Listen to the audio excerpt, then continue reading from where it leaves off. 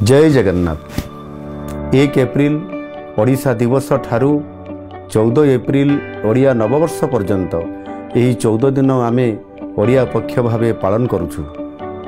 एही पक्षर प्रत्येक मुहूर्त सबु ओडियांक पई स्वाभिमान, संस्कृति, परंपरा और अस्मिता को नहीं प्रेरणार समय हेउ।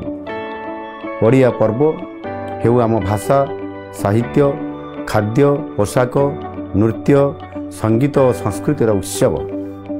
यही समय मध्यरे जो महापुरुष और महिषी मानक त्याग और बलिदान जो 1936 मसीह खंड विखंडित ओडिशार एकत्रीकरण संभव होइतिला, सही बिंधाणी मानकु आमे स्मरण करिबा और सम्मान देवा।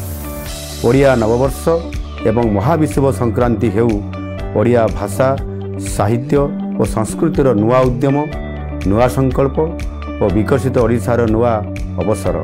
आसंतु मन प्राण हृदय रे ओडिया हवा। ओडिया भाषा, साहित्य, खाद्य, पोशाक एवं संस्कृति को आम दैनंदिन जीवनर अंश करिबा एवं एक स्वाभिमानी ओडिशा गढ़िबा। आसंतु उत्साह सहित गाँ, सहर और प्रत्येक घरे 1 एप्रिल रु 14 एप्रिल जाए ओडिया पक्ष पालन करिबा। धन्यवाद। वंदे उत्कल जननी।